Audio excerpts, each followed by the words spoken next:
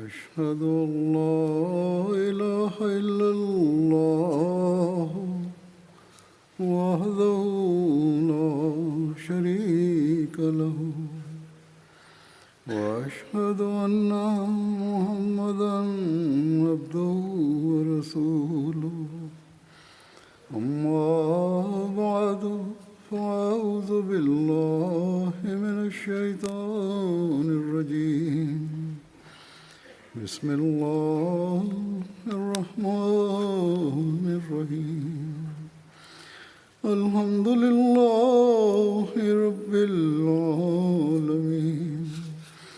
الرحمن الرحيم مالك يوم الدين إياك نعبد وإياك نستعين اهدنا الصراط المستقيم صراط الذين أنعمت عليهم غير المغضوب عليهم ولا الضالين.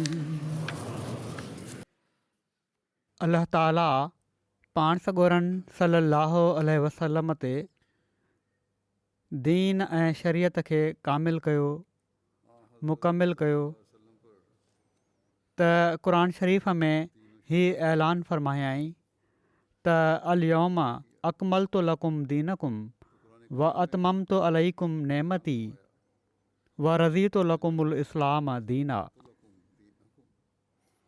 अॼोके ॾींहुं मां तव्हांजे लाइ तव्हांजो दीन कामिल करे छॾियो आहे ऐं तव्हां में पंहिंजी नेमत मुकमल करे छॾी ऐं मां इस्लाम खे तव्हांजे लाइ दीन तौरु पसंदि करे वरितो।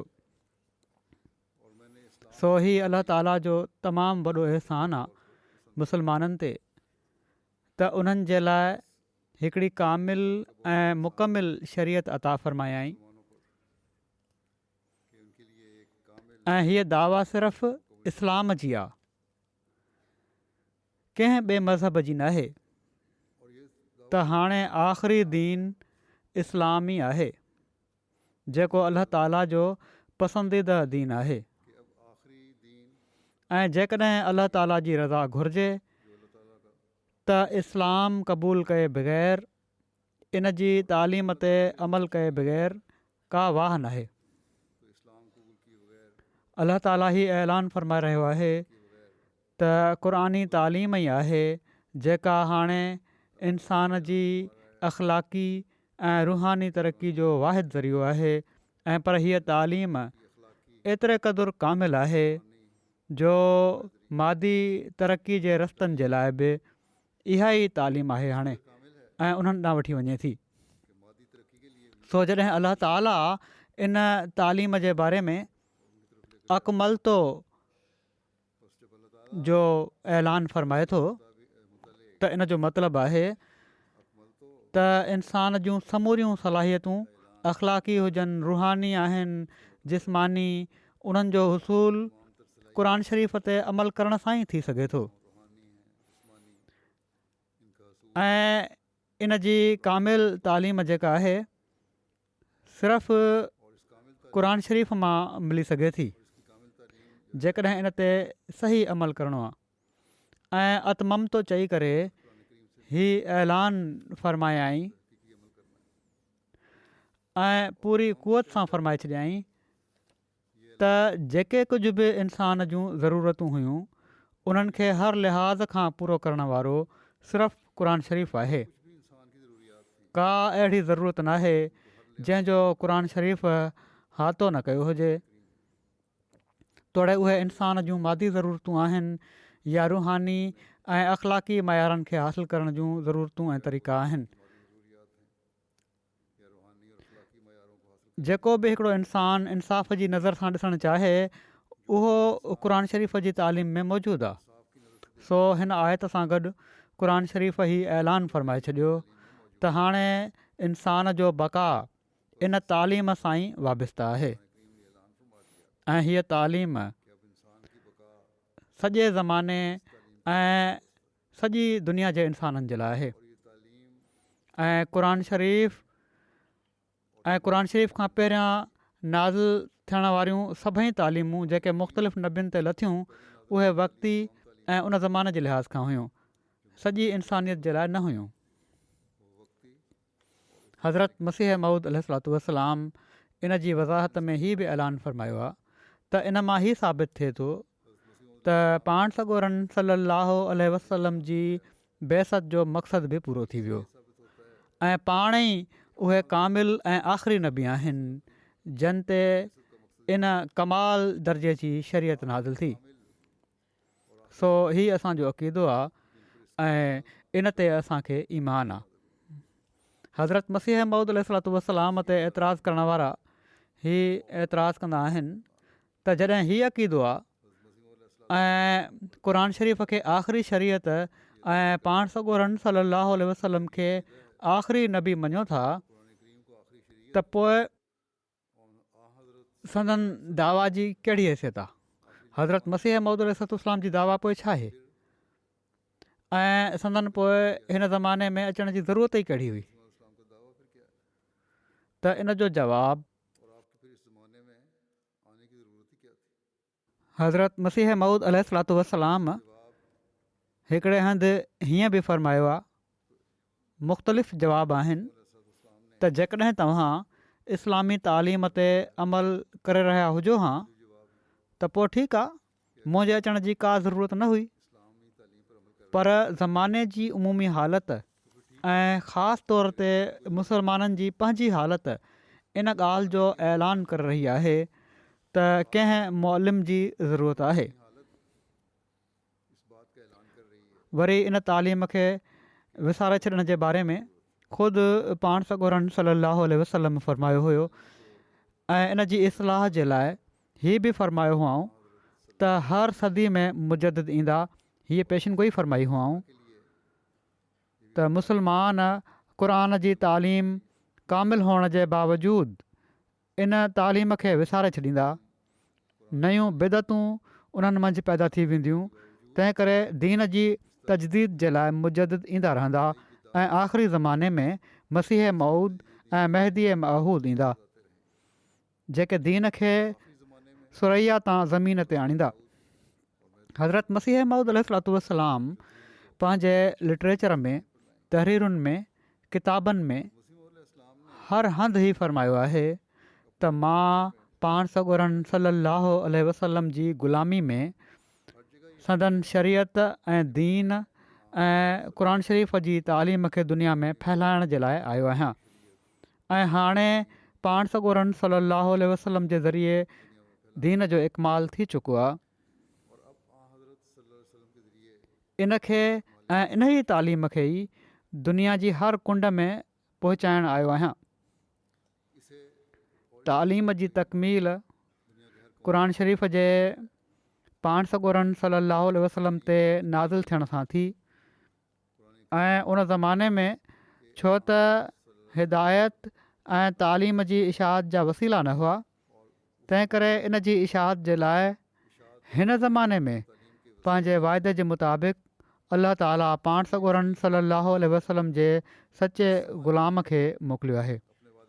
सो इहो ई कमु आहे जंहिंखे हज़रत मसीह मऊद अलैहिस्सलातु वस्सलाम सर अंजाम ॾिनो ऐं इन ई खे जारी रखण जे लाइ जमायत अहमदिया जो क़याम अमल में आयो ऐं इहो ई कमु आहे जेको जमायत अहमदिया संदन ॾिनल लिटरेचर ऐं संदन बयानु कयल क़ुरानी तफ़सीर जे मुताबिक़ करे रही आहे ऐं इन ॻाल्हि ते हर अहमदीअ खे ग़ौर करणु घुरिजे त इन मक़सद खे असां केतिरी हद ताईं पूरो कयूं पिया था। गॾियल तौर ते त हिकिड़ा प्रोग्राम आहिनि थी रहिया आहिनि, पर इनफ़रादी तौर ते बि हुअणु घुरिजनि। सो असांजी बैत जो मक़सदु तॾहिं पूरो थींदो जॾहिं असीं हिन मक़सद खे पंहिंजे साम्हूं रखंदासीं। इन जे लाइ असांखे क़ुर शरीफ़ खे पढ़णु ऐं सम्झण ॾांहुं हमेशह तवजो रखणु घुरिजे। इन जे लाइ बहितरीनु ज़रियो हज़रत मसीह मऊद अलैहिस्सलातु वस्सलाम जा किताब ऐं इरशाद आहिनि। क़ुर शरीफ़ जा महासिन ऐं ख़ूबियूं मां कुझु वक़्त खां हज़रत मसीह मऊद अलैहिस्सलाम जे इरशादनि जी रोशनी में बयानु करे रहियो आहियां। अॼु बि क़ुर शरीफ़ जी तकमील जे बारे में पाण अलैहिस्सलाम जा इरशाद तालीम जी तकमील ते पेश कंदुसि। हज़रत मसीह मऊद अलैहिस्सलाम फ़रमाइनि था, हीअ ॻाल्हि साबित थियल आहे त क़ुर शरीफ़ दीन खे कामिल करण जो हक़ अदा करे छॾियो आहे। जहिड़ो की हू ख़ुदि फ़रमाए थो, अल-यौम अकमलतु लकुम दीनकुम व अतममतु अलैकुम नेमती व रज़ीतु लकुमुल इस्लाम दीना। माना त अॼु मां तव्हांजो दीन तव्हांजे लाइ कामिल करे छॾियो आहे ऐं पंहिंजी नेमत तव्हां ते पूरी करे छॾी आहे ऐं मां इस्लाम खे तव्हांजो दीन मुक़ररु करे ख़ुशि थियुसि। सो क़ुर शरीफ़ खां पोइ कंहिं किताब लाइ क़दम रखण जी जॻह कान्हे, छो त जेतिरे क़दुरु इंसान जी ज़रूरत हुई उहा सभु कुझु क़ुर शरीफ़ बयानु करे चुको। हाणे सिर्फ़ु मुकालमात इलाहिया जो दर खुलियल आहे। हा, मुकालमात इलाहिया जो अलाह ताला कलाम कंदो आहे ॿाननि सां, पंहिंजे ख़ासि ॿाननि सां, उहो दरवाज़ो खुलियल आहे, का नई तालीम न आहे ऐं उहो बि पाण मुरादो नाहे खुली वियो। फ़रमाइनि था ऐं पर सचा ऐं पाक मुकालमात जेके सरी ऐं खुलियल तौर ते नुसरत इलाही जो रंग पंहिंजे अंदरु रखंदा आहिनि ऐं केतिरनि ई ग़ैबी मामलनि ते मुश्तमिल हूंदा आहिनि, उहे तज़किये नफ़्स खां पोइ सिर्फ़ु क़ुर शरीफ़ जी पैरवी ऐं पाण सॻोरनि सलम जी इतिबा सां हासिलु थींदा आहिनि। कामिल किताब आहे, इन लाइ हाणे इन जी पैरवी ऐं पाण सॻोरनि सलम जी कामिल इतिबा जे ज़रिए सां ही तालुक़ जा रस्ता खुलिया आहिनि अलाह ताला सां। इन खां अलावा को रस्तो नाहे, को ज़रियो नाहे ऐं खेनि बि जेको हीउ मुक़ाम मिलियो आहे त पाण फ़रमाइनि था मूंखे इन ई जे करे मिलियो आहे। वरी क़ुर शरीफ़ जे कामिल हिदायत हुअण जे बारे में पाण वधीक फ़रमाइनि था हिकिड़े हंधि त क़ुर शरीफ़ सिर्फ़ु एतिरो ई नथो चाहे त इंसान शर छॾे सम्झी वठे त बसि हाणे मां कमाल वारो थी वियुसि, बुरायूं छॾे ॾिनियूं त कमाल न हासिलु थी वियो, ऐं पर उहो त इंसान खे आला दर्जे जे कमालनि ऐं अख़लाक़ फ़ाज़िला सां मुतसिफ़ करणु चाहे थो। क़ुर शरीफ़ त सिर्फ़ु बुरायूं छॾाइणु नथो चाहे ऐं पर आला दर्जे जा कमाल ऐं अख़लाक़ फ़ाज़िला पैदा करणु चाहे थो इंसान में। माना त बुरायूं बि छॾणियूं आहिनि ऐं पोइ इन जी जॻह ते आला अख़लाक़ बि अख़्तियार करणा आहिनि। त इन खां अहिड़ा अमल ऐं फ़ेल सरज़द थियनि जेके इंसान ज़ात जी भलाई ऐं हमदर्दी ते मुश्तमिल हुजनि ऐं उन्हनि जो नतीजो हीउ थिए त अलाह ताला उन सां राज़ी थी वञे।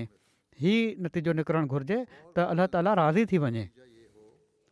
सो हीअ सोच आहे जेका असां में क़ुर शरीफ़ जी तालीम जे मुताबिक़ पैदा थियणु घुरिजे।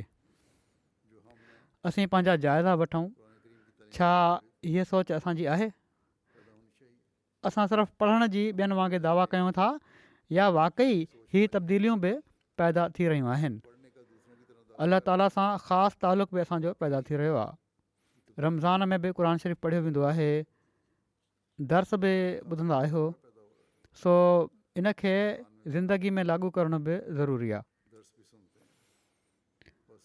ऐं असां त पंहिंजी बैत जे अहद में बि हीउ अहद कयो आहे। 10 शर्त आहिनि, उन्हनि में हीउ लिखियलु आहे त क़ुर शरीफ़ जी हुकूमत खे मुकमल तौर ते पंहिंजे मथां क़बूलु कंदुसि। सो जेकॾहिं असां मां हर हिकु हिन रमज़ान में इन ते अमल करण जो अहद करे वठे ऐं क़ुर शरीफ़ जी तालीमुनि ते अमल करण जो हिकिड़ो पको इरादो करे वठे त जिथे असीं पंहिंजी रुहानियत में तरक़ी करे रहिया हूंदासीं उते असांजो मुआशिरो बि हिकिड़ो जन्नत मिसाल मुआशिरो बणिजी रहियो हूंदो। घरनि ऐं ख़ानदाननि जा जहिड़ा जेके मुख़्तलिफ़ वक़्तनि में पैदा थींदा रहंदा आहिनि, मुहबत ऐं प्यार में मटिजी सघनि था। वरी इन ॻाल्हि जी वज़ाहत फ़रमाईंदे त इलाही शरीयत जो तुख़ुम क़ुर शरीफ़ जे ज़माने में पंहिंजे कमाल ते पहुची वियो। फ़रमाइनि था छो त क़ुर शरीफ़ अमर मारूफ़ ऐं नही मुनकिर में कामिल आहे। जेके कम करण वारा आहिनि उन्हनि जी हिदायत ॾियण में ऐं जिन खां रोकियो वियो आहे उन्हनि जे बारे में ॿुधाइण में कामिल आहे। मुकमिल तौर ते ॿुधाए छॾियो अथई त छा करिणो आहे, छा नाहे करिणो। ऐं ख़ुदा उन में इहो ई इरादो कयो आहे त जेको कुझु इंसानी फितरत में इंतिहा ताईं बिगाड़ थी सघे थो ऐं जेतिरे क़दुरु गुमराही ऐं बदअमली जे मैदाननि में उहे अॻिते खां अॻिते वधी सघनि था, उन्हनि सभिनी ख़राबियुनि जी क़ुर शरीफ़ जे ज़रिए सां इस्लाह कई वञे। तंहिं करे अहिड़े वक़्त में उन क़ुर शरीफ़ खे नाज़िल कयो आहे जो जॾहिं त इंसान ज़ात में ई समूरियूं ख़राबियूं पैदा थी वियूं हुयूं ऐं आहिस्ते आहिस्ते इंसानी हालति हर हिकु बदअक़ीदे ऐं बदअमल सां आलूदगी अख़्तियार करे वरिती हुई। ऐं इहा ई अलाह ताला जी हिकमत जी तक़ाज़ा हुई त अहिड़े वक़्त में उन जो कामिल कलाम नाज़िल थिए, छो त ख़राबियुनि जे पैदा थियण खां पहिरियां अहिड़नि माण्हुनि खे इन्हनि जुर्मनि ऐं ख़राब अक़ीदनि जो इतलाह ॾियणु जो उहे उन्हनि खां मुकमल तौर ते बेख़बर आहिनि, हीअ ॼण त उन्हनि जे गुनाहनि ॾांहुं ख़ुदि मैलान ॾिए थो। पहिरियां ई ॿुधाए छॾणु त हीअ गुनाह आहिनि ऐं जंहिंजो पतो ई कोन्हे उन्हनि खे तसवुर ई कोन्हे त हीअ त इन शइ सां पोइ गुनाह पकड़िजंदा आहिनि। अॼुकल्ह असां इहो ई ॾिसूं था तालीम जे निज़ाम में ॿारनि खे अहिड़ियूं ॻाल्हियूं ॿुधायूं वञनि थियूं जिनसी तालुकात जे बारे में जंहिंजो ॿारनि में को तसवुर ई कोन्हे। उहे परेशान हैरान थींदा आहिनि।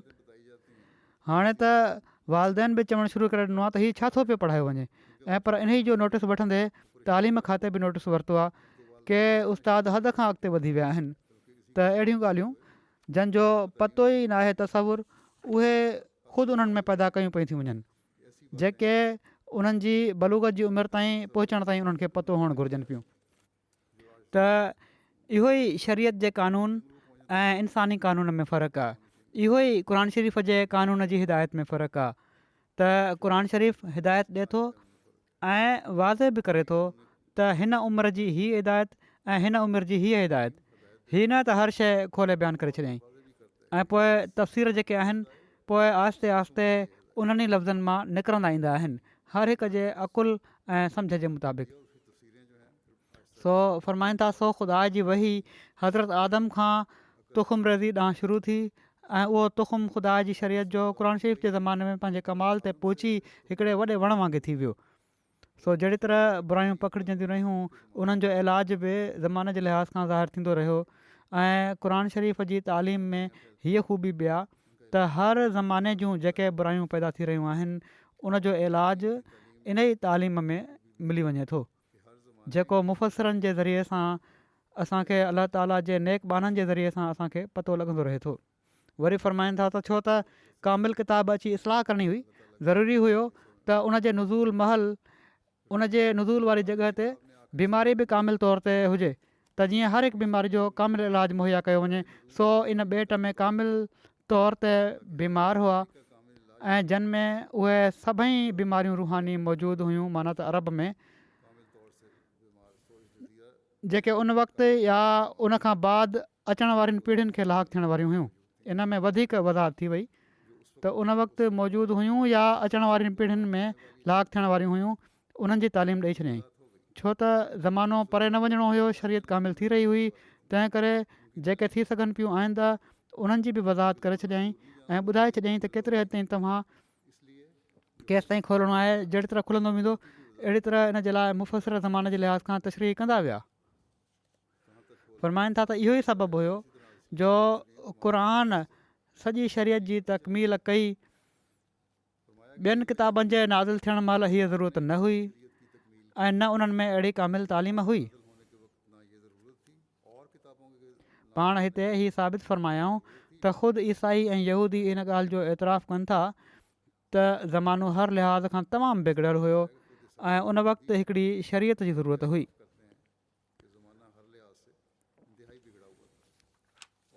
ही बयानु फ़रमाईंदे त क़ुर शरीफ़ हरगिज़ कंहिं इंसानी कलाम जहिड़ो नथो थी सघे। पाण फ़रमाइनि था इन खे सम्झाईंदे, पाण मिसाल ॾींदे फ़रमाइनि था त जॾहिं कुझु मुतकलिमीन इनशा परदाज़ पंहिंजी इल्मी ताक़त जे ज़ोर सां हिकिड़ो मज़मून लिखणु चाहिनि, सुठो ॻाल्हाइण वारा, सुठो लिखण वारा पंहिंजी इल्मी ताक़त जे ज़रिए सां मज़मून लिखणु चाहिनि जो जेको फज़ूल ऐं किज़्ब ऐं हशव ऐं लग़व ऐं हज़ल ऐं हर हिकु मुहमल बयानी ऐं मुंझियल ॻाल्हि ऐं ॿियनि सभिनी मामलनि हिकमत ऐं बलागत में मुख़िल ऐं आफ़ात मुनाफ़ी कमालियत ऐं जामियत खां बिल्कुलु मुनज़्ज़म पाक हुजे। माना त जेके हर क़िस्म जा फ़ज़ूल क़िस्म जा कूड़ ठाहियल ॻाल्हियूं लग़व ॻाल्हियूं बेहूदा ॻाल्हियूं टोकूं चिथरूं वग़ैरह ऐं हर हिकु बेकार ऐं बेहूदा ॻाल्हि ऐं मुंझियल पेचीदा ॻाल्हियूं जंहिंजी सम्झ ई न अचे इंसान खे ऐं अहिड़ियूं समूरियूं ॻाल्हियूं जंहिंमें हिकमत बि न हुजे ऐं बलागत बि न हुजे ऐं त सुठो लिखण वारो हिननि सभिनी फ़ज़ूलियात खां पाक ॻाल्हियूं लिखण जी कोशिशि कंदो आहे। इहा ई हिकिड़े सुठे लिखण वारे जी निशानी आहे त हर क़िस्म जी बेहूदगियुनि खां उहो पाक हुजे, उनजो कलाम मुनज़्ज़ह ऐं पाक हुजे। ऐं फ़रमाइनि था त ऐं सरासर हक़ ऐं हिकमत ऐं फ़साहत ऐं बलागत ऐं हक़ीक़तुनि ऐं मार्फतुनि सां भरियलु हुजे। त अहिड़े मज़मून जे लिखण में न सिर्फ़ु उहो पाक हुजे ऐं पर मार्फतुनि सां भरियलु बि हुजे। त अहिड़े मज़मून जे लिखण में उहो ई शख़्स सभिनी खां पहिरें नंबर ते रहंदो जेको इल्मी ताक़तुनि ऐं मालूमात जी वुसअत ऐं आम वाक़फ़ियत ऐं दक़ीक़ इल्मनि जे मलिके में सभिनी खां आला ऐं मश्क ऐं इमला ऐं इनशा जी वर्ज़िश में सभिनी खां वधीक तजुर्बेकार हुजे, तमामु भलो हुजे, पढ़ियलु लिखियलु हुजे, आलिम हुजे, तजुर्बेकार हुजे। उहो ई अहिड़ो मज़मून लिखी सघे थो जेके इन्हनि सभिनी शयुनि खां पाक हुजनि। ऐं हरगिज़ मुमकिन न हूंदो त जेको शख़्स इन खां इस्तेदाद में इल्म में लियाक़त में मलिके में ज़हन में अक़ुल में तमामु हेठि किरियल आहे, उहो पंहिंजी तहरीर में मिन हैसुल कमालात उन जे बराबरि थी वञे। जंहिंमें हीअ सलाहियतूं आहिनि उहो बराबरि त नथो थी सघे उनजे। फ़रमाइनि था मिसाल तौरु हिकिड़ो हाज़िक़ तबीब आहे जेको इल्म अबदान में मुकमिल महारत रखे थो। हिकिड़ो डॉक्टर आहे, वॾो एक्सपर्ट डॉक्टर आहे जंहिंखे वॾी महारत आहे, जंहिंखे काफ़ी वक़्त खां प्रैक्टिस सबबु बीमारियुनि जी तशख़ीस ऐं बीमारियुनि जी तहक़ीक़ जी पूरी वाक़फ़ियत हासिलु आहे। सही तरह हू डायग्नोस करे वठे थो। जेके बीमारियूं आहिनि उन्हनि जो बि उन्हनि खे मुकमिल तौर ते इल्मु आहे। अलावा इन जे सुखुन जे फ़न में बि निरालो आहे। हिकिड़ी वाधारी शइ आहे उन में, सुखुनदान बि आहे ऐं नज़म ऐं नसर में तमामु भलो आहे, तमामु मुमताज़ आहे। जीअं हू हिकिड़े मर्ज़ जे हुदूस जी कैफ़ियत ऐं उन जूं निशानियूं, माना त जॾहिं मर्ज़ पैदा थींदो आहे उन जी कैफ़ियत ऐं निशानियूं ऐं असबाब फसी ऐं वसी तक़रीर में कमाल सिहत ऐं हक़ानियत सां ऐं तमामु मतानत ऐं बलागत सां बयानु करे सघे थो। उन जे मुक़ाबले ते को ॿियो शख़्स जंहिंखे तबाबत जे फ़न जी का ख़बर ई कान्हे ऐं सुखुन जे फ़न जी निज़ाकतुनि खां बि सफ़ा अणवाक़िफ़ आहे, मुमकिन न आहे त हू उन वांगुरु बयानु करे सघे। इहो मुमकिन ई न आहे। ॿियो शख़्स जंहिंमें हीअ ख़ूबियूं नथियूं मिलनि उहो त बयानु ई नथो करे सघे सभई ॻाल्हियूं। जेतिरो जो हिकिड़ो इल्मु रखण वारो जेको पंहिंजो पेशो आहे उन में बि महारत रखण वारो आहे ऐं उनखां अलावा बयानु बि सुठो करे वठे थो ऐं तहक़ीक़ बि करण वारो आहे, त उहो उन वांगुरु नथो थी सघे जंहिंजो इल्मु तमामु महदूद हुजे। बहरहाल उहो उनखां मथे आहे। फ़रमाइनि था हीअ ॻाल्हि तमामु ई ज़ाहिर ऐं आम फ़हम आहे त जाहिल ऐं आक़िल जी तक़रीर में ज़रूरु कुझु न कुझु फ़र्क़ु हूंदो आहे ऐं जेतिरे क़दुरु इंसानु इल्मी कमाल रखंदो आहे उहे कमाल ज़रूरु उन जी इल्मी तक़रीर में अहिड़ी तरह नज़र ईंदा आहिनि जीअं हिकिड़े साफ़ आईने में चहिरो नज़र ईंदो आहे। ऐं हक़ ऐं हिकमत खे बयानु करणु महिल उहे लफ़्ज़ जो जेके उन जे वाता निकिरंदा आहिनि उन जी इल्मी लियाक़त जो अंदाज़ो मालूम करण जे लाइ हिकिड़ो पैमानो सम्झा वेंदा आहिनि ऐं जेका ॻाल्हि इल्म जी वुसअत ऐं अक़ुल जे कमाल जे चश्मे मां निकिरंदी आहे ऐं जेका ॻाल्हि सोढ़े ऐं मुनक़बिज़ ऐं उंदाहे ऐं महदूद ख़्याल मां पैदा थींदी आहे, इन्हनि ॿिन्ही क़िस्म जी ॻाल्हियुनि में केॾो न फ़र्क़ु आहे। हिकिड़ो इल्मु ऐं इरफ़ान जो चश्मो आहे, हिकिड़ियूं बिल्कुलु मथाछरे क़िस्म जूं ॻाल्हियूं आहिनि त वाज़े फ़र्क़ु उन्हनि में पतो लॻी वेंदो आहे। फ़रमाइनि था त फ़र्क़ु वाज़े हूंदो आहे त जीअं कुवत शामा जे अॻियां पर शर्त हीअ आहे त कंहिं फितरती या आरज़ी आफ़त खां माऊफ़ न हुजे, ख़ुशबू ऐं धप में फ़र्क़ु वाज़े आहे। जेसि ताईं तव्हांखे वणे ग़ौर करे वठो ऐं जंहिं हद ताईं वणे सोचे वठो, का ख़ामी इन सदाकत में न ॾिसंदव। हीअ वॾी सची ॻाल्हि आहे ऐं कंहिं पासे खां को रुखनो न ॾिसंदव। सो जॾहिं त मिन कुल वजूद साबित आहे त जेको फ़र्क़ु इल्मी ऐं अक़ली ताक़तुनि में मख़फ़ी हूंदो आहे उहो ज़रूरु कलाम में ज़ाहिर थी वेंदो आहे ऐं हरगिज़ मुमकिन ई न आहे त जेके माण्हू मिन हैसुल अक़ुल वल इल्मु अफ़ज़ल ऐं आला आहिनि उहे फ़साद बयानी ऐं रिफ़त मानी में हिकु जहिड़ा थी वञनि। इल्म ऐं इरफ़ान वारा बहरहाल मथे रहंदा, बराबरि नथा थी सघनि हिकिड़े आम माण्हू जे, ऐं का अहिड़ी शइ न रहे जंहिंसां फ़र्क़ जी सुञाणप न थी सघे। त इन सदाकत जो साबित थियणु इन ॿी सदाकत जे सबूत खे पंहिंजे मथां लाज़मी करे थो त जेको कलाम ख़ुदा जो कलाम हुजे उनजो इंसानी कलाम खां पंहिंजे ज़ाहिरी ऐं बातिनी कमालनि में मथां ऐं आला ऐं अदीमुल मिसाल हुअणु ज़रूरी आहे। सो इन मिसाल मां हीउ साबित थिए थो त अलाह ताला जो कलाम त इन्हनि सभिनी खां आला आहे। अलाह ताला ई सभिनी इल्मनि जो हाथो कयूं वेठो आहे, उन जेतिरो इल्मु त कंहिंखे बि कोन्हे, छो त ख़ुदा जे मुकमल इल्मु जेतिरो कंहिंजो इल्मु बराबरि नथो थी सघे।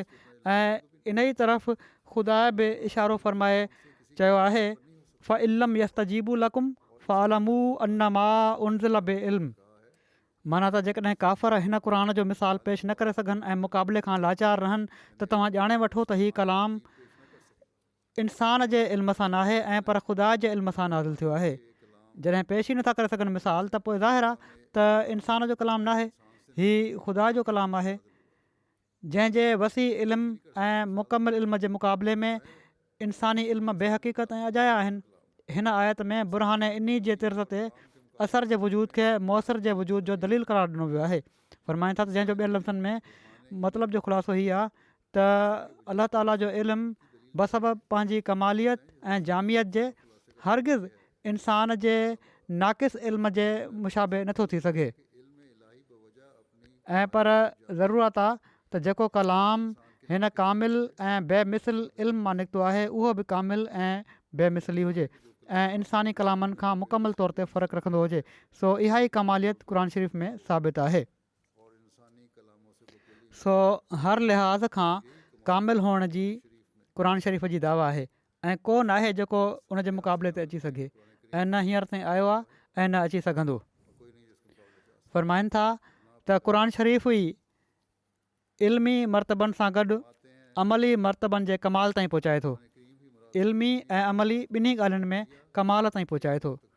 फ़रमाइनि था क़ुर शरीफ़ जीअं इल्मी मरतबनि में कमाल जे आला दर्जे ताईं पहुचाए थो, उअं ई अमली मरतबनि जा कमाल बि इन जे ज़रिए सां ई मिलंदा आहिनि ऐं आसार ऐं अनवार क़बूलियत हज़रत अहदियत उन्हनि ई माण्हुनि में ज़ाहिर थींदा रहंदा आहिनि ऐं हींअर बि ज़ाहिर थियनि था जन हिन पाक कलाम जी मुताबित अख़्तियार कई आहे, ॿियनि में हरगिज़ ज़ाहिर न आहिनि थींदा। सो हक़ जे तालिब जे लाइ इहो ई दलील आहे जंहिंखे हू पंहिंजी अखियुनि सां पाण मुआइनो करे सघे थो, काफ़ी आहे। माना त हीअ त आसमानी बरकतूं ऐं रब्बानी निशान सिर्फ़ु क़ुर शरीफ़ जे कामिल ताबीन में नज़र अचनि था। क़ुर शरीफ़ जी कामिल इतबा कंदो त निशान बि नज़र ईंदा। माण्हू पुछंदा आहिनि निशान असांखे त नज़र नाहे आयो, या दुआ घुरी हुईसीं एतिरी देरि दुआ क़बूल न थी।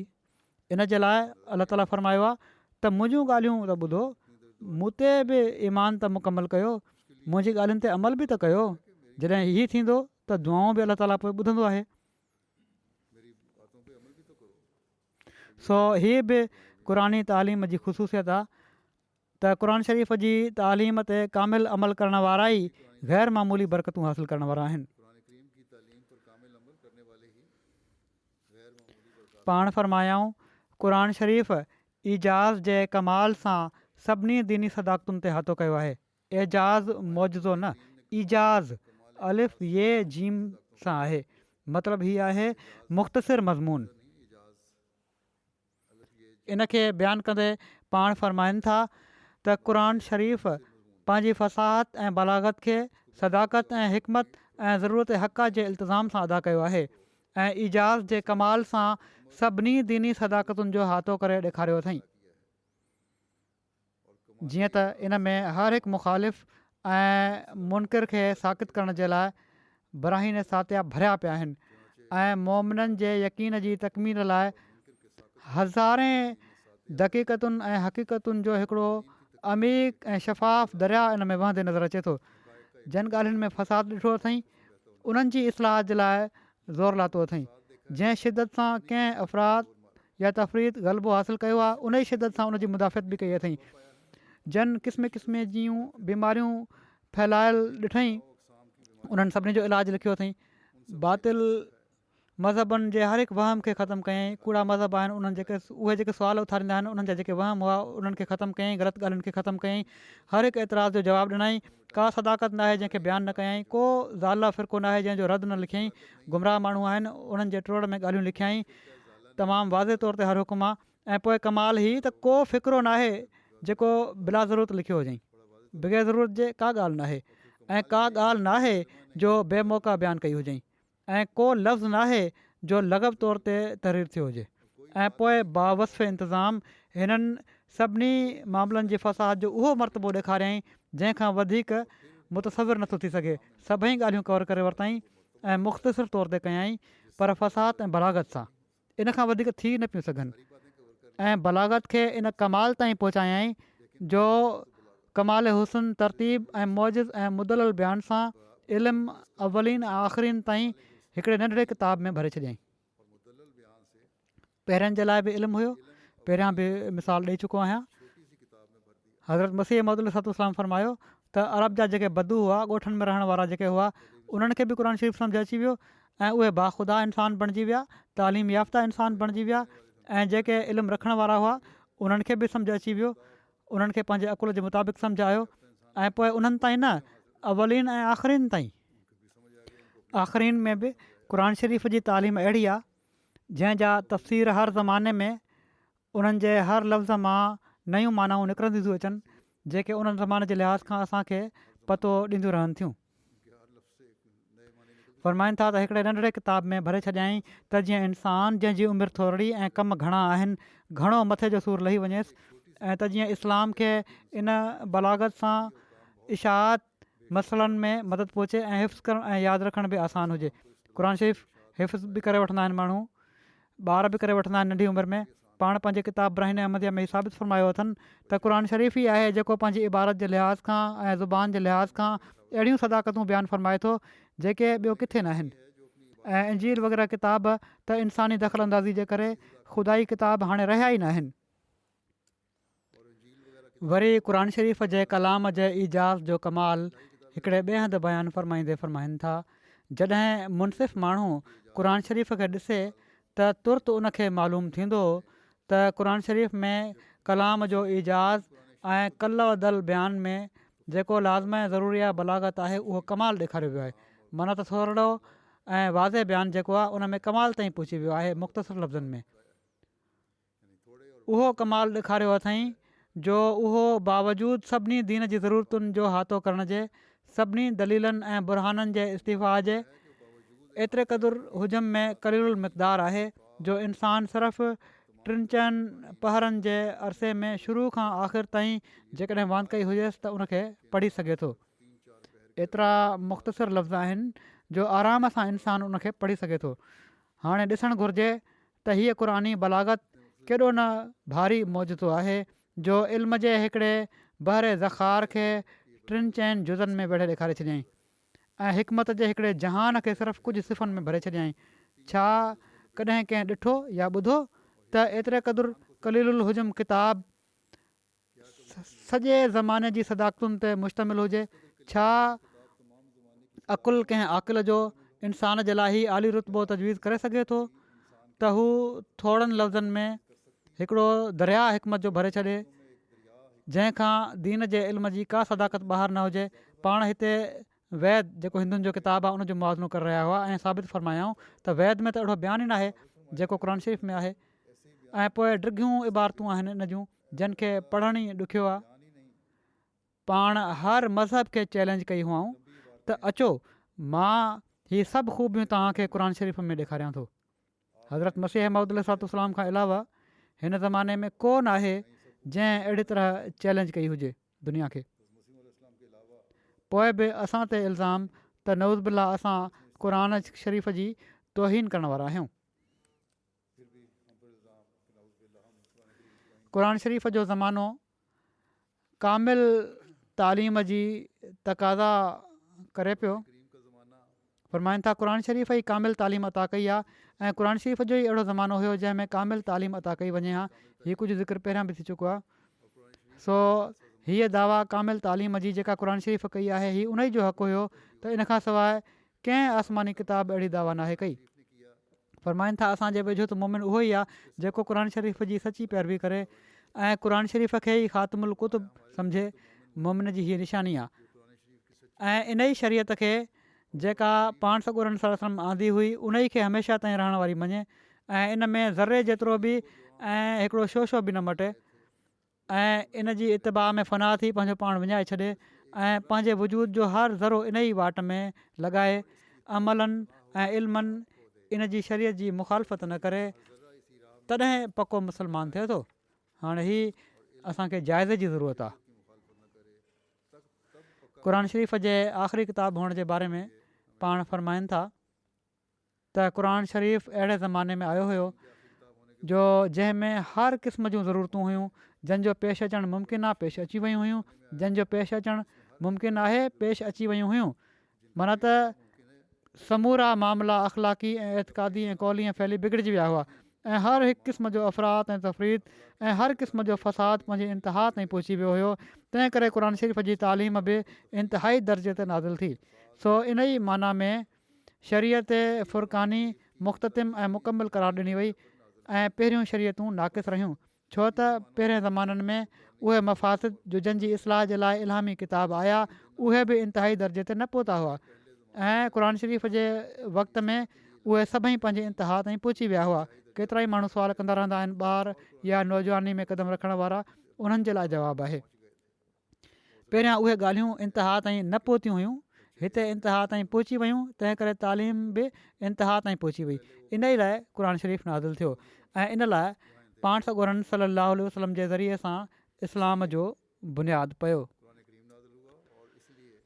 सो हाणे क़ुर शरीफ़ ऐं ॿियनि इल्हामी किताबनि में फ़र्क़ु ई आहे। फ़रमाइनि था फ़र्क़ु हीअ आहे त पहिरियां किताब जेकॾहिं हर क़िस्म जे ख़लल खां महफ़ूज़ बि रहनि हा, पोइ बि उहे तालीम जे नाक़िस हुअण जे करे ज़रूरी हुयो त केॾी महिल कामिल तालीम माना त क़ुर शरीफ़ ज़हूर पज़ीर थिए हा।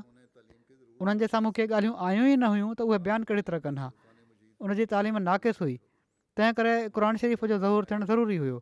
फ़रमाइनि था पर क़ुर शरीफ़ जे लाइ हाणे हीअ ज़रूरत पेश नाहे त इन खां पोइ को ॿियो किताब बि अचे, छो त कमाल खां पोइ ॿियो को दर्जो बाक़ी नाहे।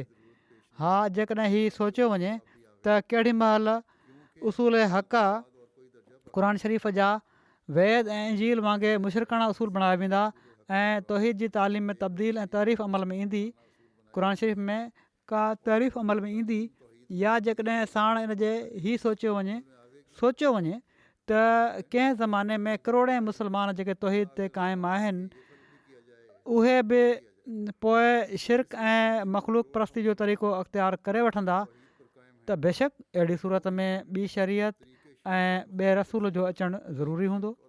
हा, जेकॾहिं हीअ सूरत हाल पैदा थिए थी त थी सघे थो थींदो, ज़रूरु थींदो, पर ही सोच जूं ॻाल्हियूं आहिनि, ही आहे ॾुखियो, ही थी नथो सघे छो त अलाह ताला वाइदो फ़रमायो आहे त मां हिन शरीयत खे महफ़ूज़ रखंदुसि ऐं हज़रत मसीह मौद अलैहिस्सलाम खे इन ई मक़सद जे लाइ मोकिलियो अथई ऐं इहो ई असांजो कमु आहे। वरी पाण फ़रमाइनि था त निजात जे लाइ जहिड़ो की अलाह ताला बार बार फ़रमायो आहे उहो ई ज़रूरी आहे ऐं उहो ई आहे त पहिरियों सची दिलि सां अलाह ताला खे वहदहू ला शरीक सम्झे ऐं पाण सॻोरनि सल्लल्लाहु अलैहि वसल्लम खे सचो नबी सम्झे ऐं क़ुर शरीफ़ खे किताबुल्लाह सम्झे त उहो अहिड़ो किताबु आहे जो क़यामत ताईं हाणे को ॿियो किताब या शरीयत न ईंदी। माना त क़ुर शरीफ़ खां पोइ हाणे कंहिं किताब या शरीयत जी ज़रूरत नाहे। क़ुरानी वही जे शान जे बारे में बयानु फ़रमाइनि था पाण त ख़ुदा जी लानत उन्हनि ते जेके दावा कनि त हू क़ुर जो मिसल आणे सघनि था। क़ुर शरीफ़ मौजज़ो आहे जंहिंजो मिसल को इंसान ऐं जिन नथो आणे सघे। इन में उहे मार्फतूं ऐं ख़ूबियूं जमा आहिनि जिन खे इंसानी इल्मु जमा नथो करे सघे, ऐं पर उहा अहिड़ी वही आहे जो इन जो मिसल ॿी का वही बि न आहे, जेतोणीकि रहमान तरफ़ां इन खां बाद ॿी का वही बि हुजे। तंहिं करे इन लाइ जो वही रसानी में ख़ुदा ताला जूं तजलियात आहिनि, ऐं हीअ यकीनी ॻाल्हि आहे त ख़ुदा ताला जी तजली जहिड़ी जो ख़ातमुल अंबिया ते थी अहिड़ी कंहिं ते न पहिरियां थी न कॾहिं पोइ थींदी। ऐं जेको शान क़ुर जी वही जो आहे उहो औलिया जी वही जो शान न आहे। औलिया खे बि थी सघे थी पर उहो शान नथो थी सघे जेतोणीकि क़ुर जे फ़िक्रनि वांगुरु को फ़िक्रो उन्हनि खे वही कयो वञे। इन लाइ जो क़ुर जे मारिफ़ जो दाइरो सभिनी दाइरनि खां वॾो आहे ऐं इन में सभई इल्म ऐं हर तरह जी अजीब ऐं ॻुझियूं ॻाल्हियूं जमा आहिनि ऐं इन्हनि जूं दक़ीक़ ॻाल्हियूं तमामु आला दर्जे जे गहरे मक़ाम ताईं पहुतल आहिनि ऐं उहो बयानु ऐं बुरहान में सभिनी खां वधी करे ऐं इन में सभिनी खां वधीक इरफ़ान आहे ऐं उहो ख़ुदा जो मौजिज़ कलाम आहे जंहिंजो मिसल कननि न ॿुधो ऐं इन जे शान खे जिन इंस जो कलाम नथो पुछी सघे। सो क़ुर ऐं ॿिए कलाम जो मिसाल उन रोया वांगुरु आहे जेको ॾिठो हिकिड़े बादशाह आदिल बुलंद हिमत ऐं पूरे दाना हिकिड़ो ख़्वाबु आहे। मिसाल जेकॾहिं वठिणो आहे त हिकिड़े बादशाह हिकिड़ो ख़्वाबु ॾिठो, वॾो आदिल हुयो, वॾो बुलंद हिमत हुयो ऐं उहो ई रोया ॾिठो हिकिड़े ॿिए आम ई माण्हू ऐं घटि फ़हम ऐं घटि हिमत वारे अहिड़ी तरह जो हिकिड़ो ॿियो ख़्वाबु ॾिठो कंहिं ॿिए माण्हू जंहिंजो मक़ाम अहिड़ो न हुयो, आम माण्हू हुयो, अकुल बि घटि हुयुसि ऐं घटि हिमत वारो हुयो। सो इन में शक न आहे त बादशाह जो ख़्वाबु ऐं इन आम माण्हू जो तोड़े ज़ाहिर में हिकु ई आहिनि, हिकु जहिड़ा ख़्वाब आहिनि, पर दानिशमंद ऐं ताबीर ॼाणण वारे जे वेझो हिकु न आहिनि। अकुलमंद इंसानु आहे जेको ताबीर ॼाणण वारो आहे उहो चवंदो त हीउ ख़्वाबु हिकु न आहे, छो त आदिल बादशाह जो ताबीर तमामु बुलंद ऐं आम ऐं नफ़ो रसाईंदड़ ऐं सभिनी माण्हुनि जे हक़ में ख़ैर ऐं बरकत ऐं तमामु ई दुरुस्त ऐं साफ़ु आहे। तमामु वसी दाइरो आहे उन जे ख़्वाब जो, पर आम माण्हू जो रोया अक्सर सूतुनि में मिलावट ऐं गंद किचिरे खां पाक नाहे हूंदो। इन खां अलावा उनजो असरु पुटनि ऐं पीअरनि या थोड़नि दोस्तनि खां अॻिते नाहे वेंदो। महदूद दाइरो जेको आहे उनजे ख़ानदान जो पुट आहिनि, पीउ आहे या मिट माइट आहिनि या दोस्त आहिनि, उन्हनि ताईं उहो जेकॾहिं का अहिड़ी शइ आहे त फ़ाइदो पहुचण वारो आहे त उन्हनि ताईं फ़ाइदो पहुचंदो।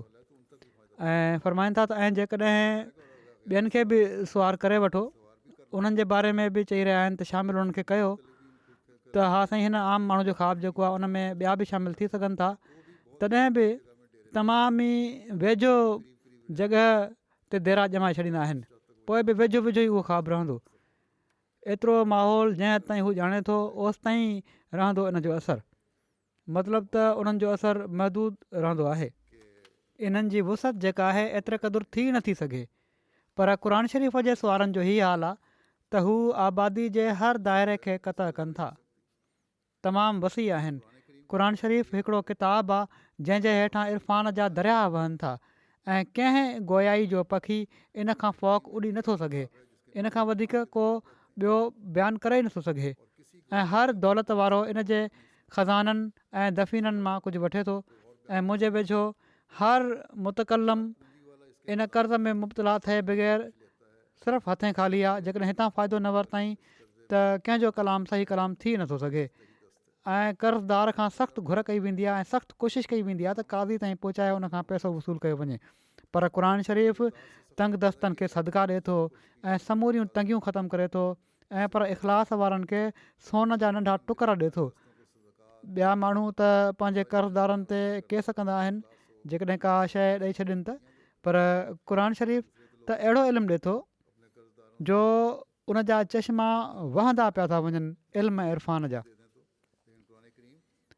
हीअ अहिड़ी तरह ई आहे जहिड़ी तरह सोन जा नंढा टुकर मिली रहिया आहिनि ऐं पंहिंजे कर्ज़दारनि खे मोहलत ॾियण जो अहसान न जिताईंदो ऐं पर उन्हनि खे सोन गॾु करण जी तरग़ीब ॾिए थो। फ़रमाइनि था असां त पहिरियों प्याला बणियासीं, पोइ क़ुर जे दरिया मां लबालब थियासीं। मुंहिंजो हाल पुछो था त मां त पहिरियां हिकिड़ो प्यालो बणियुसि ऐं पोइ जेको क़ुर शरीफ़ जो दरिया आहे उन जे पाणीअ सां मां पंहिंजो पाण खे भरियो। अरबी इबारत में अहिड़ी तरह छो त हीअ आहे, इन लाइ हिकिड़ो पंहिंजो हिकिड़ो अंदाज़ आहे, इन जो तर्जुमो बि अहिड़ी तरह थियो आहे। पाण फ़रमाइनि था, मुंहिंजे वेझो ख़ुदा जी लानत उन ते जेको क़ुर जे एजाज़ जो इनकार करे थो ऐं पंहिंजे कलाम ऐं निज़ाम खे उन जे बदिरां का मुस्तक़िल शइ सम्झे थो। ख़ुदा जो कसम, असां त इन ई चश्मे मां पियूं था ऐं इन ई जी ज़ीनत सां आरास्ता थियूं था। इन ई सबबु त असांजे कलाम में नूर ऐं रोशनी हूंदी आहे ऐं असांजी गोयाई में रोशनी ऐं शिफ़ा ऐं ताज़गी ऐं ख़ूबसूरती चिमकंदी आहे।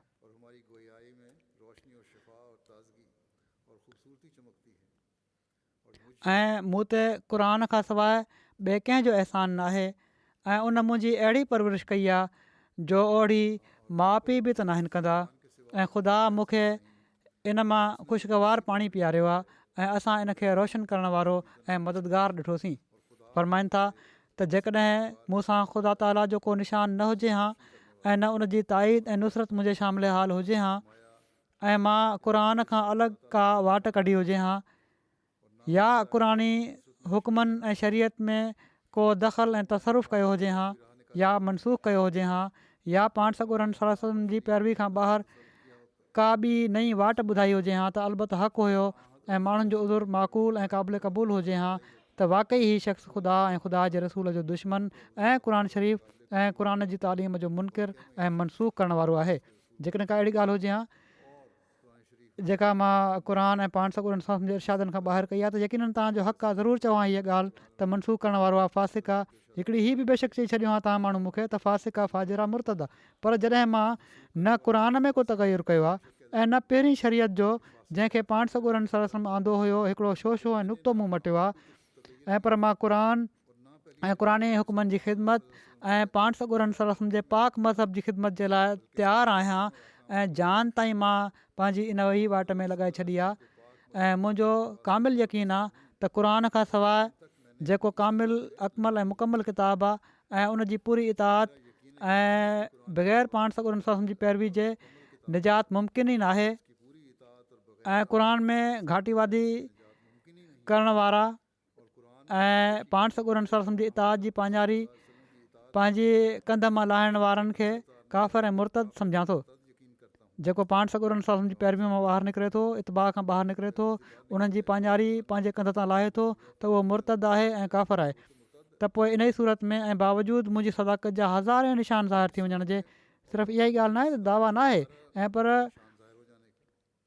इहा ई सिर्फ़ु दावा मुंहिंजी न आहे ऐं पर अलाह ताला निशान बि ॾेखारिया आहिनि। पाण सॻुरनि सलम जूं पेशिन गोयूं बि मसीह मौत जे बारे में पूरियूं थियूं, क़ुर शरीफ़ जूं पेशिन गोयूं बि पूरियूं थियूं। ख़ुदि हज़रत मसीह मौद अलैहिस्सलाम खे जेको अलाह ताला फ़रमायो पेशिन गोयूं फ़रमायूं उहे पूरियूं थियूं ऐं थी रहियूं आहिनि। निशान ज़ाहिर थी वञण जे जेके ख़ुदा ताला अॼु ताईं मुंहिंजी ताईद में आसमान ज़मीन ते ज़ाहिर कया।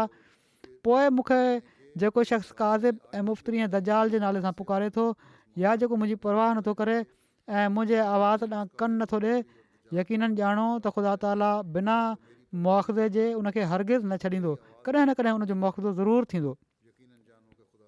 सो हीअ दावा आहे जेका हज़रत मसीह मौद अलैहिस्सलाम जी आहे ऐं इन ई ते असीं यकीन रखूं था त पाण अलैहिस्सलाम जे ज़रिए ई क़ुरानी इल्मनि जा मारिफ़ असां ताईं पहुता आहिनि ऐं पाण क़ुर शरीफ़ जी मुकमल पैरवी कई अथनि ऐं असांखे क़ुर शरीफ़ जो हक़ीक़ी इल्मु अता फ़रमायो अथनि। फ़िक्र करणु घुरिजे उन्हनि माण्हुनि खे जेके मथनि इल्ज़ाम हणनि था त नऊज़ बिल्ला या संदन जमायत ते इल्ज़ाम हणनि था त नऊज़ बिल्ला असीं क़ुर शरीफ़ जी तौहीन करण वारा आहियूं। हीअ ख़ुदा ताला जे फ़िरिस्तादे जूं ॻाल्हियूं आहिनि। हीअ माण्हू जेके पंहिंजी हठ धर्मी खां न मुड़ंदा आहिनि या नथा मुड़नि, ख़ुदा बिना मुआख़ज़े जे उन्हनि खे न छॾींदो। कहिड़ी तरह हू पकड़ींदो, कहिड़ी तरह उन मुआख़ज़ो करिणो आहे, हीअ अलाह ताला बहितर ॼाणे थो। क़ुर शरीफ़ जे बारे में हज़रत मसीह मऊद अलैहिस्सलाम मुख़्तलिफ़ जॻहुनि ते किन हुकमनि जे बारे में ॻाल्हियूं बि बयानु फ़रमाए छॾियूं आहिनि। कुझु मां बयानु कयां थो हिते। क़ुर शरीफ़ में इंसाफ़ क़ाइमु करण जी आला तालीम जे बारे में फ़रमाइनि था त जेके क़ौमूं नाहक़ सताइनि ऐं तकलीफ़ ॾियनि ऐं रतो छाण कनि ऐं पीछो कनि ऐं ॿारनि ऐं औरतुनि खे क़तलु कनि, जहिड़ो क मके वारे काफ़रनि कयो हुयो। ऐं पोइ जहिड़नि खां न मुड़नि, लड़ाइनि खां न मुड़नि, अहिड़नि माण्हुनि सां मामलनि में इंसाफ़ सां वर्ताव करणु केॾो न ॾुखियो हूंदो आहे। एॾा ज़ुल्म करे रहिया आहिनि माण्हू, पोइ बि उन्हनि सां इंसाफ़ करण जी तालीम आहे, तमामु ॾुखियो कमु आहे। पर क़ुरानी तालीम अहिड़े जानी दुश्मननि जे हक़नि खे बि ज़ाया नाहे कयो ऐं इंसाफ़ ऐं सचाई जे लाइ वसियत कई आहे। सो हीउ उहो उसूल आहे जेको मुआशिरे जे अमन जी ज़मानत आहे, दुनिया जे अमन जी ज़मानत आहे। जेकॾहिं अॼु हीअ दुनिया जी जंगियुनि में मुलविस आहिनि क़ौमूं जेके आहिनि, इन उसूल खे सम्झी वठनि त दुनिया में अमन क़ाइमु थी सघे थो। न त जेके हालात पैदा थी रहिया आहिनि, हीअ ख़ौफ़नाक तबाही ॾांहुं वठी वञी रहिया आहिनि।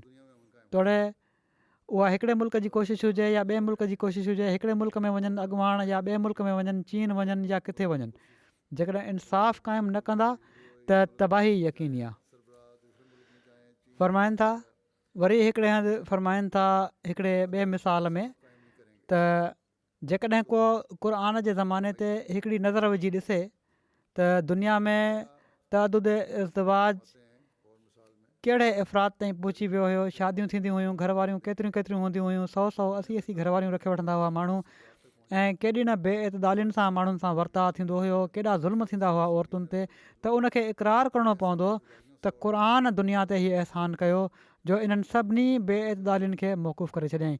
हीअ त अलाह ताला जो अहसान आहे, क़ुर शरीफ़ जी तालीम जो अहसान आहे त उहो क़ुर शरीफ़ जी तालीम जे ज़रिए सां अलाह ताला ही समूरियूं जेके ग़लति क़िस्म जूं ॻाल्हियूं हुयूं उन्हनि खे ख़तमु कयो। औरत जी का इज़त ई कोन हुई, शादियुनि जी का हद न हुई, हक़ कोन हुया। हीअ सभई शयूं क़ुर शरीफ़ ॼाणायूं ऐं इस्लाम खां पहिरियां इन जो तसवुर बि न हुयो।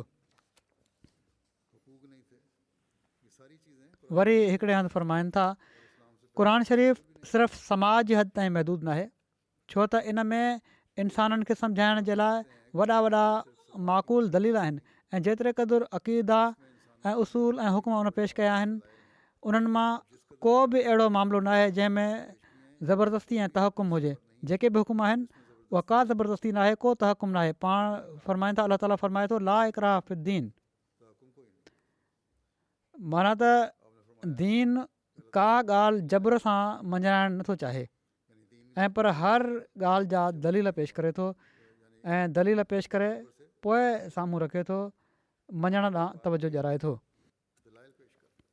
वरी क़ुर शरीफ़ जी कामिल तालीम जो ऐलान कंदे दुनिया खे चैलेंज ॾींदे पाण फ़रमाइनि था त असांजो ख़ुदावंद करीम जो जेको दिलनि जे ॻुझनि राज़नि खे ख़ूब ॼाणे थो, इन ॻाल्हि ते शाहिद आहे त जेकॾहिं को शख़्स हिकिड़े ज़रे जो हज़ारों हिसो बि क़ुर शरीफ़ जी तालीम में को नुक़्स कढी सघे या मुक़ाबिला इन जे पंहिंजे कंहिं किताब जी हिकिड़ी ज़रे जेतिरी बि का अहिड़ी ख़ूबी साबित करे सघे जो जेका क़ुरानी तालीम जे बरख़िलाफ़ हुजे ऐं इन खां बहितर हुजे, त असां मौत जी सज़ा क़बूल करण लाइ बि तयारु आहियूं।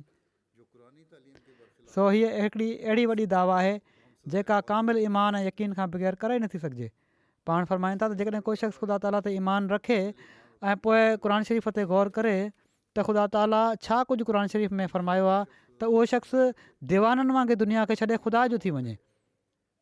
जेकॾहिं कामिल ईमान हुजे ऐं पोइ इन ते गौर कयो क़ुर शरीफ़ ते, त पोइ दुनियादारी जे बदिरां ख़ुदा ताला ॾांहुं तवजो हुजे हर वक़्तु। अलाह ताला असां सभिनी खे हीउ इरफ़ान बि अता फ़रमाए। पाण फ़रमाइनि था अॼु ज़मीन जे मथाशिरे ते सभिनी इल्हामी किताबनि मां हिकिड़ो क़ुर शरीफ़ ई आहे जो जंहिंजो अलाह ताला जो कलाम हुअणु क़तई दलीलनि सां साबित आहे, जंहिंजा उसूल निजात जा बिल्कुलु रास्ती ऐं फितरती वज़ह ते मबनी आहिनि। निजात जा जेके उसूल आहिनि फितरत जी वज़ह ते मबनी आहिनि, जंहिंजा अक़ीदा अहिड़ा कामिल ऐं मुस्तहकम आहिनि जो मज़बूत बुरहान उन्हनि जी सदाकत ते शाहिद नातिक आहिनि। उन जा हुक्म सिर्फ़ु हक़ ते ई क़ाइमु आहिनि, जंहिंजूं तालीमूं हर क़िस्म जे शिरक ऐं बिदत ऐं मख़लूक़ परस्ती जी मिलावत खां मुकमल पाक आहिनि, जंहिंमें तौहीद ऐं अलाह ताला जी ताज़ीम ऐं अलाह ताला जा कमाल ज़ाहिर करण जे लाइ इंतिहा जो जोश आहे, जंहिंमें हीअ ख़ूबी आहे त सरासर अलाह ताला जी वहदानियत सां भरियलु आहे, ख़ुदा ताला जी वहदानियत सां भरियलु आहे ऐं कहिड़े क़िस्म जो बि दाग़ ऐं नुक़सान ऐं ऐब नालाइक़ सिफ़तुनि जो अलाह ताला जी पाक ज़ात ते नथो हणे ऐं कंहिं एतक़ाद खे ज़ोरी तस्लीम नथो कराइणु चाहे। हीअ न त एतक़ाद खे ज़ोरी तस्लीम करे वठो ऐं पर दलील ॾिए थो ऐं पर जेका तालीम ॾिए थो फरमाईंदा ऐं पर जेका तालीम ॾिए थो उनजी सदाकत जा सबबु पहिरियां ॾेखारे छॾे थो ऐं हर हिकु मतिलबु ऐं मक़सद खे दलीलनि ऐं बुरहाननि सां साबित करे थो ऐं हर हिकु उसूल जी हक़ीक़त ते दलील वाज़े बयानु करे कामिल यकीन जे मरतबे ऐं मुकमिल मार्फत ताईं पहुचाए थो ऐं जेके जेके ख़राबियूं ऐं नापाकियूं ऐं ख़लल ऐं फ़साद माण्हुनि जे अक़ीदनि ऐं अमलनि ऐं कौलनि ऐं फ़ैलनि में पयल आहिनि इन्हनि सभिनी मफ़ासिद खे रोशन बुरहाननि सां ख़तमु करे थो ऐं उहे सभई अदब सेखारे थो जो जन जो ॼाणणु इंसान लाइ इंसान बणिजण जे लाइ तमामु ज़रूरी आहे। इंसान बणिजण जा बि त आदाब हूंदा आहिनि, उहे सभई आदाब क़ुर शरीफ़ में मिलनि था ऐं हर हिकु फ़साद जी उन ई ज़ोर सां मुदाफ़ित करे थो जो जंहिं ज़ोर सां उहो अॼुकल्ह फैलियल आहे।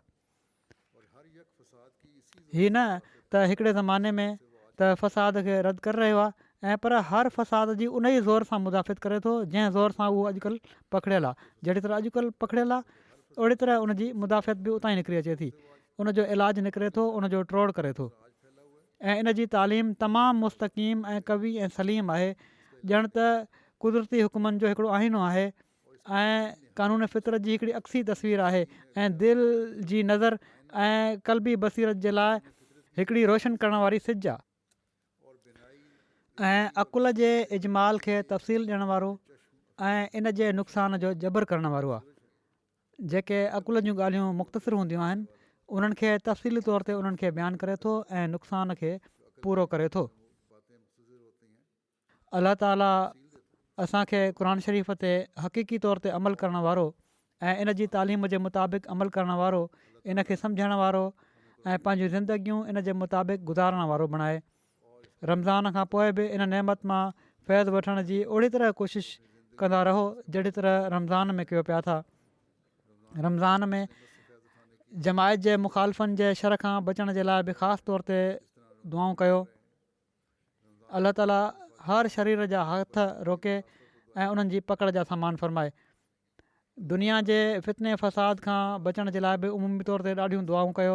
अहिड़ी तरह फ़लस्तीन में बि अॼुकल्ह वॾो फ़साद पैदा थियल आहे, फ़लस्तीन जे मुस्लमाननि जे लाइ बि दुआ कयो अलाह ताला उन्हनि खे ज़ालिमनि जे ज़ुल्म खां बचाए ऐं मुस्लिम दुनिया जे लीडरनि खे बि अकुलु ॾिए त हू पंहिंजे मफ़ादनि खां ॿाहिरि निकिरी मुस्लमाननि जे उमूमी मफ़ादनि जी हिफ़ाज़त करण वारा थियनि। अलाह ताला हिन रमज़ान में असांजे लाइ रहमतुनि ऐं बरकतुनि जा दरवाज़ा पहिरियां खां वधी करे खोले।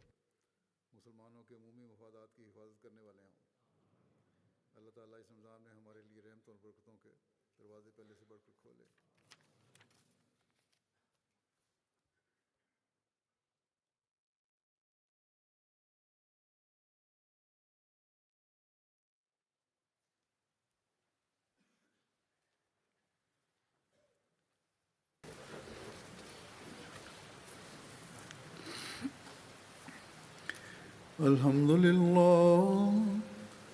لله نحمده ونستعينه ونستغفره ونؤمن به ونتوكل عليه ونعوذ بالله من شرور أنفسنا ومن سيئات أعمالنا من يهده الله فلا مضل له ومن يضلل فلا هادي له ونشهد أن لا إله إلا الله ونشهد أن محمدا عبده ورسوله عباد الله رحمكم الله إن الله يأمر بالعدل والإحسان وإيتاء ذي القربى وينهى عن الفحشاء والمنكر والبغي يعظكم لعلكم تذكرون اذكروا الله يذكركم وادعوه يستجب لكم ولذكر الله أكبر.